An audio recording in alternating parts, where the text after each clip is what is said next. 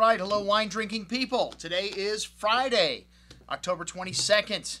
You know, I've been looking forward to this day all week. We're going to be taking down Dal Forno Amarone, Valpolicella Nectare, and Recioto tonight.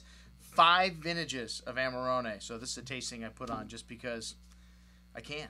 And I have the wines and I want to drink them.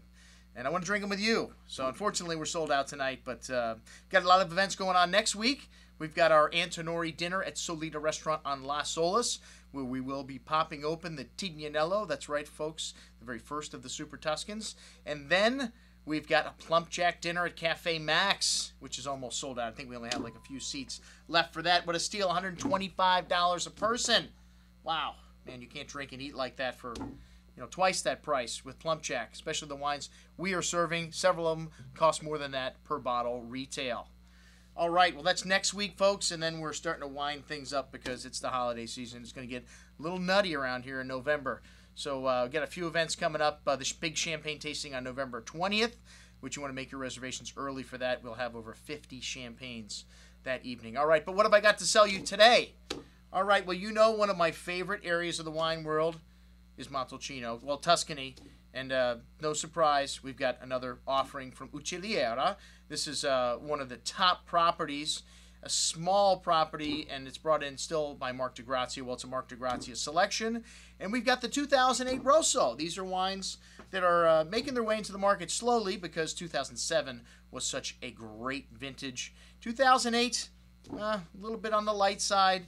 But this is a vintage where producers like Uccelliera shine because this is a great producer. They're going to make fantastic wine every year. I always tell people, you know, especially in an area like Montalcino, because they are somewhat sheltered from really bad weather, it's really odd that you have a horrible vintage like in 02. 08, these are wines that you just want to drink a little sooner. You want to drink these while you're waiting for your 07s and your 04s and your 06s to mature in your cellar. Okay, and then we've got the 05 vintage of Brunello di Montalcino.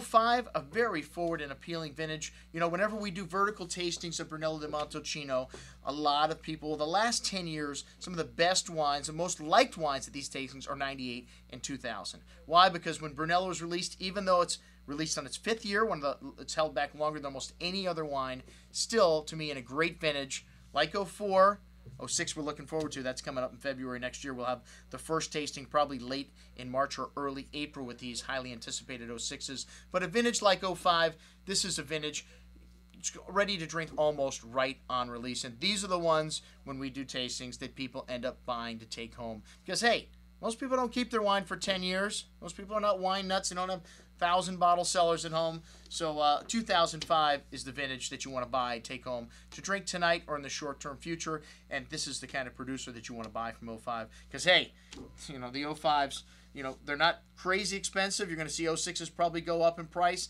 For $58, what we're offering this wine for, one of the top wines from Montalcino, 94 points from Antonio Galloni, from an off vintage. Are you kidding me? It only got 95 points in 04. It was a killer vintage. So a lot of times I always tell people you can't drink points. You want to focus on producers, especially in vintages like 05. And as I mentioned before, this is a small producer.